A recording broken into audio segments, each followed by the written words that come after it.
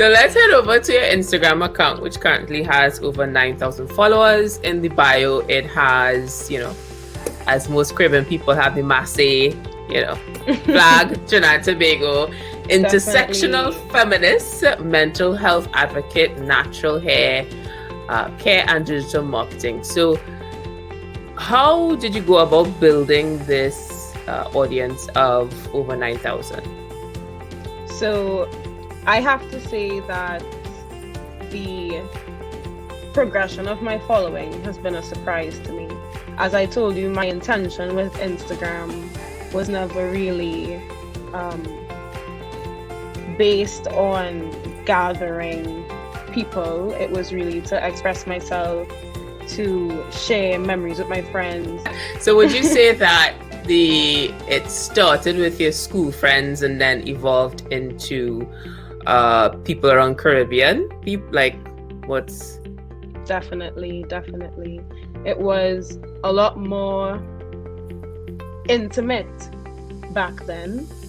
I feel as though people posted a lot more organic content. You would see a place of food with no filter. You would see somebody's feet by their pool. Like, people weren't curating the content so much, and it was so organic that I would know what's going on this weekend by checking my Instagram Saturday morning. I would see people packing coolers, going to the beach. I would say, okay, today all my friends are going to the beach. I'm just gonna go.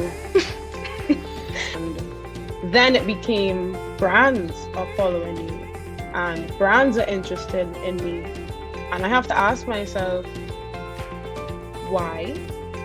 This was never my intention, but it's extremely cool. These are brands that have been part of my life for a long time.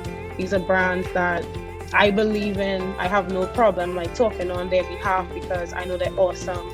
And I just developed this dream of being on a billboard, and that has been my goal in me pursuing that new nature of brands being on social media. It went from fun to don't have too much fun.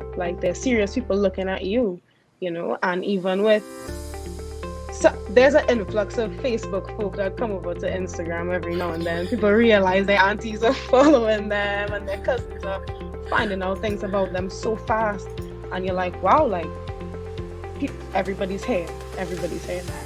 Good to know. It went from being fun to being serious very quickly. So do you remember the first brand that reached out to you? Oh yes, I do. On a hi, I want to use your platform and the audience that you've built to promote because we're interested in you. Mm-hmm. Suave. Okay. Suave natural hair care was the first. That was the first time I considered myself. I remember being in the Zoom meeting and these people are taking me so seriously. It was an honor.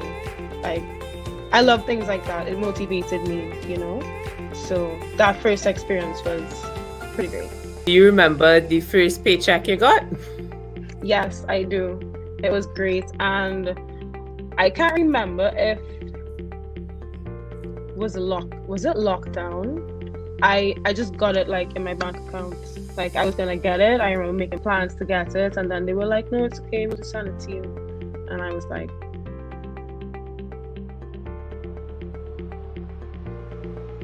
my parents think that my phone is a waste of time, and I just got paid. This is incredible.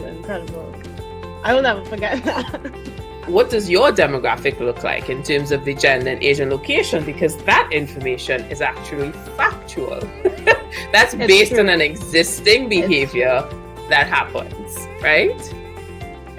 Okay, so my largest demographic in terms of age is the 25 to 34 year old bracket, and that age group accounts for 53% of my Instagram following. The larger demographic in terms of gender is males. They account for 65% of my following, and in terms of location, Port of Spain which accounts for 12% of my following. From a traditional perspective, when you look at newspaper and radio, would you consider yourself a competitor against those media? I don't think so. You can't beat that kind of reach sometimes, you know, so it does get them reach. And I think when they hire people like me, that somebody will see what I'm saying, understand the brand a little bit more, and then want to listen because it's familiar. So I think the traditional ads give people that sense of, I've heard this before, I've seen this before, and then influencers bring the information and bring the experience. You can't put all that on a billboard. You can't put all that in a 15-second slot ad, you know? So I think influencers are a good bridge for the exceptional reach that they get with traditional advertising that might be a little bit disconnected from the audience. So I feel like influencers are a good way to connect the brand to the audience again by sharing an experience.